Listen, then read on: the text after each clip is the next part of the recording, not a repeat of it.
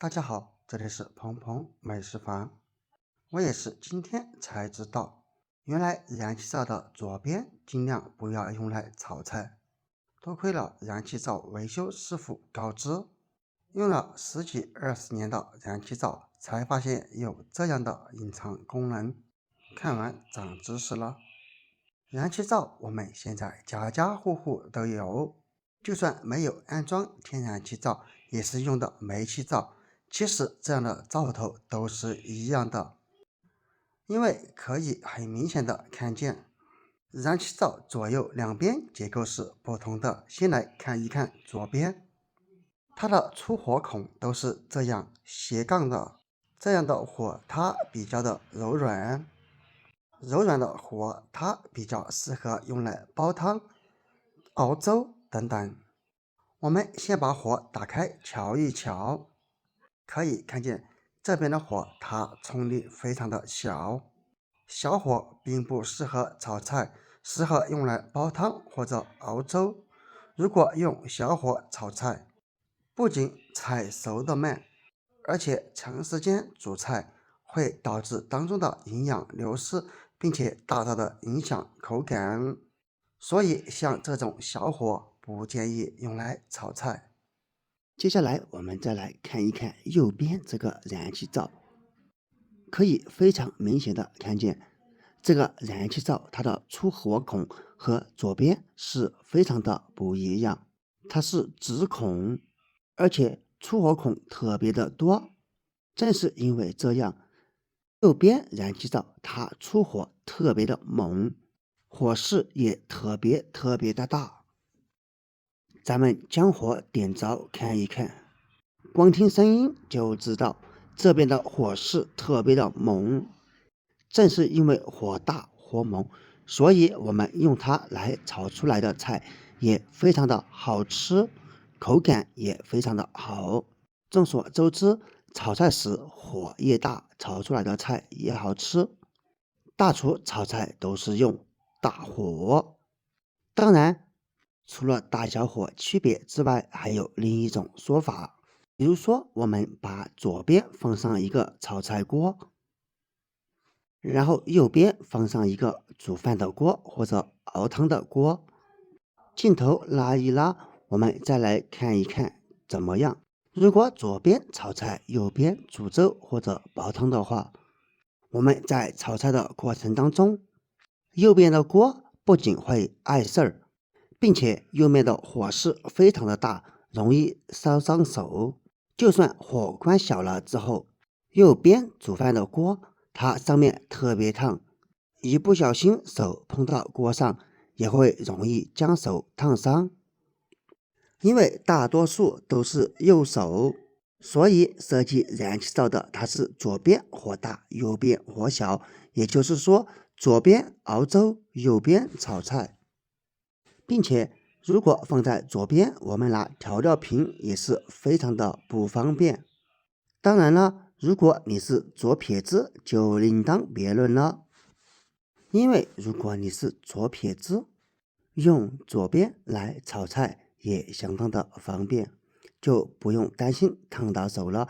但是左边它的火特别小，这样炒出来的菜口感并不会那么好吃，所以存在就有它存在的作用。因此左边火大，右边火小，一边拿来做饭，一边拿来炒菜。看一看，像我们这样把饭锅和炒锅给它换回来，然后我们再炒菜，无论火开得多大，也不用担心再烫伤手了。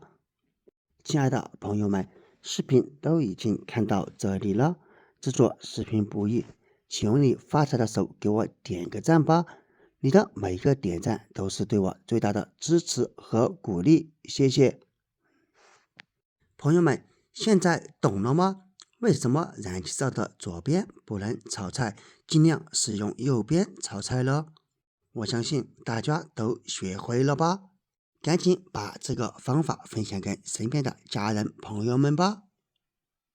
燃气灶我们长期使用，但是用燃气灶也还有非常多的小技巧，比如说我们火打着之后，开关上面有一个指标，可以控制火的大小，右大左小。比如说我们熬粥的时候需要用小火，就把开关拧到最左边，这样就是燃气灶的最小火。当然往右边拧，它火势也会变小，但是如果这样拧到头，火非常的容易熄灭。当然了，向右边也是同样的效果。开火之后，我们可以看见火势非常的大。比如说，我们炒花生、炒豆子之类的，用大火将锅里面烧热，同样需要关到最小火，开关上的指针也要朝最下面，这样它的火势就会处于最小的情况。因此，燃气灶控制火的大小都是左小右大。不知道平时你们有没有注意这个细节呢？朋友们，燃气灶我们每天都要使用它，并且这样一口燃气灶也不便宜，最起码也得几百上千块。所以，我们一定要好好的将燃气灶给它打理好、保养好，一定要定期清理燃气灶上面的这些锈迹、污渍以及油垢等等。当然了，像燃气灶脏了、油了，我们清理它也非常的简单，只需要撒上一点食盐，再滴上一点点白醋，然后再挤上一点牙膏或者使用小苏打之类的，这些用品在我们生活当中都非常的常见，它们具有非常强的清洁作用哦。如果清洁燃气灶，根本不用花钱去购买清洁剂，只需要用到我们平时使用的这些材料，就能把它清洗得干干净净哦。亲爱的朋友们，关于燃气灶，你还知道燃气灶它的更多隐藏功能吗？可以在下方评论区分享出来。千万不要遇上一点点问题就直接花上几十上百块去请燃气灶师傅。如果我们家的燃气灶火势太小，咱们可以用牙签在这些出火孔里面掏一掏。如果打不着火，我们也可以检查电池或者开关之类的。